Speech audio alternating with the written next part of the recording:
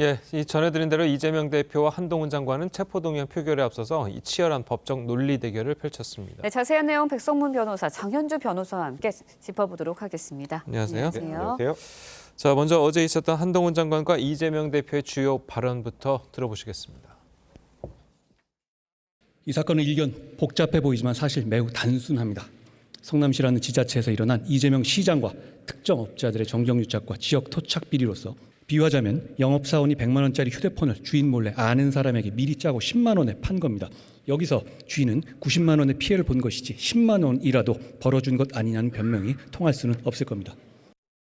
돈을 버는 것이 시장의 의무도 아니지만 적극 행정을 통해서 5,503억 원을 벌었음에도 더 많이 벌었어야 한다라며 배임죄라고 주장합니다. 수사가 사건이 아닌 사람을 향하고 있습니다.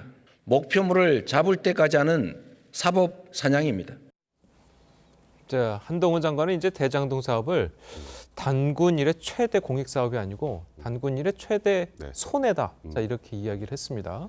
어제 한동훈 장관의 설명을 쭉 보면 이제 시작은 영장기재 범죄 사실의 요지를 간단하게 알리고 예. 두 번째는 사안별로 이제 어떤 이유로 지금 영장까지 청구됐는지 사안별로 설명을 간단하게 한 다음에 마지막에 증거관계에 관련된 얘기를 했는데 예. 이제 어제는 이제 저번에 노웅래 의원 체포동의안 때처럼 좀 자극적인 언어는 쓰지 않았고요.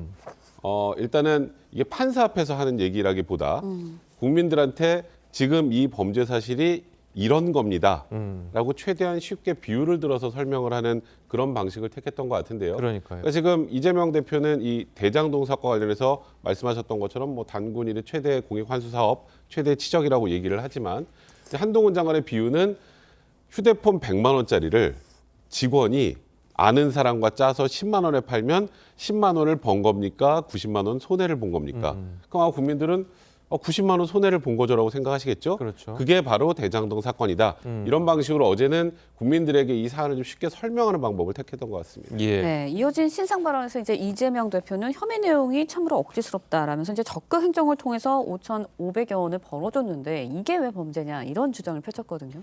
그렇습니다. 이게 검찰과 이재명 대표 측의 입장이 되게 확연하게 갈리는 그런 장면이었는데요. 결국 대장동 사건이 배임죄냐 아니면 이재명 당시 시장이 적극 행정을 통해서 5,503억을 환수한 단군 이래 최대 치적 사업이었느냐 이 부분에 대한 평가가 엇갈리는 부분입니다.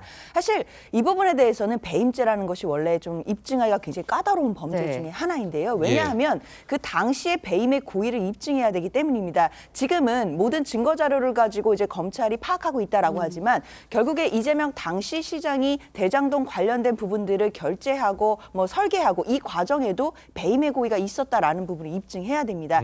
단순히 그냥 그 재량 행위로서 고도의 어떤 정치적인 행위를 통해 대장동 사업을 적극 행정을 한 것을 넘어서서 정말 대장동 일당들과 짜고 그 사람들에게 천문학적 이익을 몰아주고 성남시에 손해를 끼쳤다라고 하는 그 배임의 고의까지도 결국에는 검찰이 입증을 해야 되는 부분이기 때문에 이 부분과 관련돼서는 나중에 공소가 제기되고 재판 과정에 가서도 굉장히 치열한 법리 공방이 있을 것으로 예상됩니다. 예. 알겠습니다. 아까 이제 변호사님께서 어제 한동훈 장관이 이제 국민들한테 알기 쉽게 설명한 것이다라고 이야기를 했는데, 자, 또 이런 이야기도 했어요. 수험생이 시험 문제를 직접 출제하게 한 것.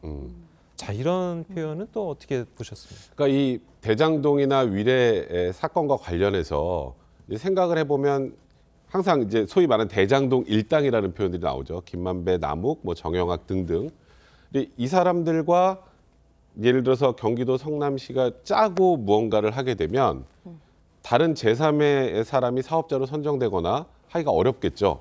그러니까 이런 거죠. 쉽게 말하면 우리가 시험을 보는데 시험 문제를 수험생한테 당신 네가 문제를 만들어서 네가 직접 풀어. 그거는 사실상 이 비밀을 전부 알려주고 이쪽이 사익을 취하기 좋은 구조를 만들어준 것 아니겠습니까? 그러니까 위례와 대장동 사업은 전형적으로 수험생한테 시험 문제를 출제하게 한 격이다 이렇게 설명을 한 거고, 아까 조금 전에 이제 이 배임과 관련돼서 배임죄는 사실 진짜 입증이 좀 어려운 범죄긴 합니다. 근데 다만 이제 어제 한동훈 장관의 얘기 중에 지금 대장동 관련자 중에 구속이 안 된 사람이 있나요? 없죠. 없죠. 그리고 대장동에 관련된 재산적 이익은 다 범죄 수익이라고 하죠. 네. 무슨 범죄 수익일까요?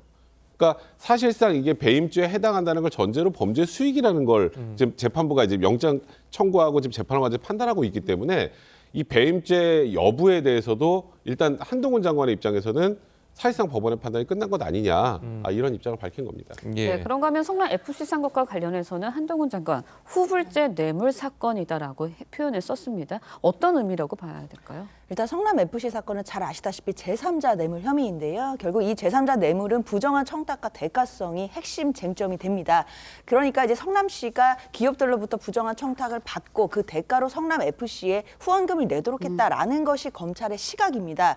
그것과 관련해서 어제 한동훈 장관이 이야기한 것이 이 대가성을 입증하는 자료로 뭐 네이버라든지 이런 회사들이 후불제로 뇌물을 줬다라는 부분들을 이야기를 했습니다. 이 얘기는 앞서서 아마 언론 보도로 보도가 됐던 뭐 민원 이행 확약성 뭐 이런 부분들이 이야기하는 것 같은데요. 이제 뭐 네이버나 이런 기업에서 민원을 이행을 해주면 돈을 준다라는 부분에 대해서 확약서를 써달라고 하니까 성남시에서 당시 거부를 했었다 이런 이야기들이 나옵니다. 그렇기 때문에 그러면 과연 성남시가 성남 FC에 돈을 줬을 때 자신들의 민원을 들어주지 않을 가능성이 있으니까 민원을 이행이 되는 것을 확인하면서 후불제로 뇌물을 준 것이 아니냐라는 부분들이 지금 포착이 됐고 검찰 입장에서는 이것이 바로 대가성이 있었다라는 것에 입증을 해줄 수 있는 명확한 증거가 된다라고 아마 판단을 하는 것으로 보입니다.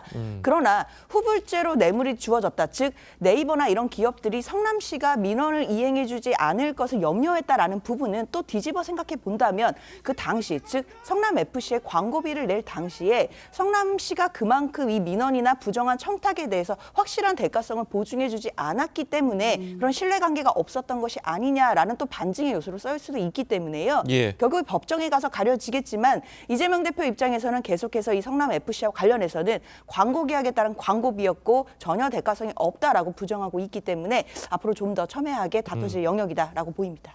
지금 장 변호사께서는 기업들이 이제 성남시를 이제 잘 믿지 못했기 때문에 그럴 수 있을 것이다라고 이제 예측을 좀 해주셨는데, 자 그렇다면 만약에 그렇다면 이게 죄가 안 되는 겁니까?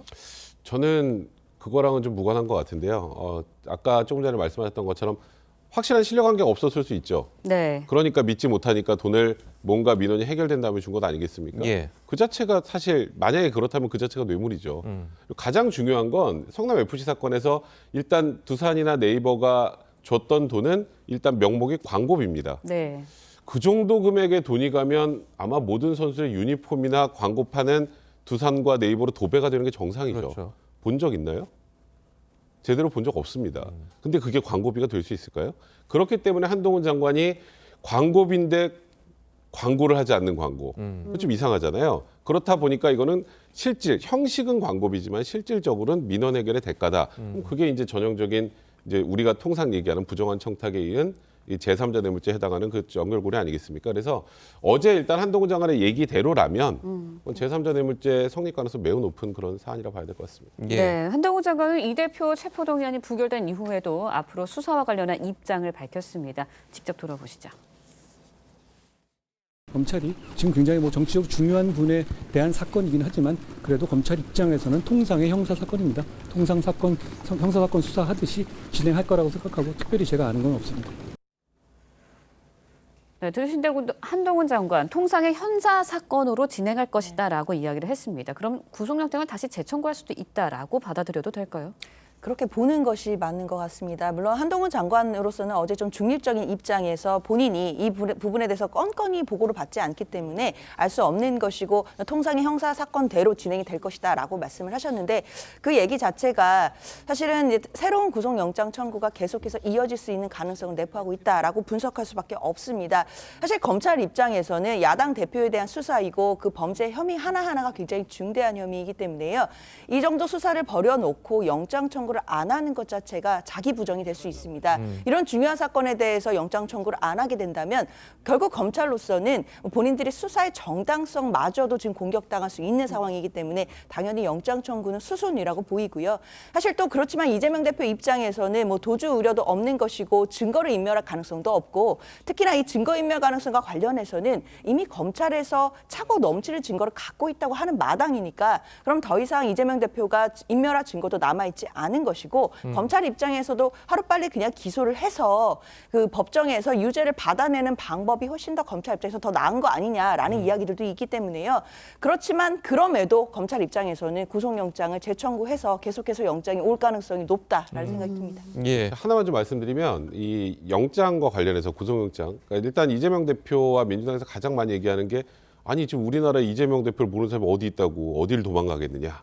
도주 우려가 없다. 그리고 좀 전에 말씀하신 증거인멸의 우려 없다는 얘기 말씀하시는데 진짜 어제 한동훈 장관이 굉장히 적절한 비유를 했던 게 뭐 전직 대통령들은 왜 구속이 됐습니까? 삼성전자 이재용 부회장 왜 구속이 됐었죠? 도주 우려가 있을까요, 이분들이? 그러니까 통상적으로 구속영장을 판단할 때 가장 중요한 건 범죄 혐의의 중대성입니다. 범죄 혐의가 중대한데 구속이 안 되는 건 국민 법감정에도 맞지 않겠죠. 그렇죠. 그래서 혐의가 중대하고 이 혐의가 어느 정도 소명이 되면 이 정도 중한죄를 저질러서 아주 오래 복역할 것이 예상된다면 인간의 심리상 도주하고 싶은 마음이 생기겠죠. 그래서 범죄 혐의가 중대하면 도주 우려는 같이 묶어서 보통 판단을 합니다. 그렇기 때문에 그냥 현실적으로 나 유명한 사람이고 유명한 사람이어서 어딜 도망가겠느냐라는 항상 거의 레포토리처럼 나오는 얘기인데 이거는 영장 그 판단을 할 때는 별로 큰 의미가 없어 보이고요. 네. 그리고 일단은 어제 그 부결됐던 혐의와 관련해서 영장 재청구하기 좀 어려울 것 같습니다. 제 개인적으로. 예. 그건 검찰 입장에서도 정치적 부담도 굉장히 클 것이고 다만 이제 대장동에서 빠졌던 이 428억의 뇌물과 관련된 부분, 네. 그러니까 새로운 혐의, 그러니까 또 쌍방울 대북 송금 문제, 백현동 문제 이런 새로운 혐의를 가지고 다시 영장을 청구할 가능성은 있지만 어제 부결된 그 부분 가지고 이제 아슬아슬하게 부결됐으니까 한 번 더 칠까? 이거는 이제 현실적으로 검찰 내에서도 하기 어렵지 않을까 싶습니다. 그럼 어제 있었던 사건과 다른 사건을 또 묶어가지고 영장을 재청구할 가능성은 있습니까? 그것도 하나의 방법이죠. 그런데 새로운 사건이 추가되지 않은 상태로 어제 범죄 사실만 가지고 다시 영장을 청구하기에는 검찰도 부담이 좀 크게 될 것이다. 이런 취지였습니다. 예, 네. 알겠습니다. 자, 오늘 두 분 변호사님 말씀 여기까지 듣겠습니다. 잘 들었습니다. 고맙습니다.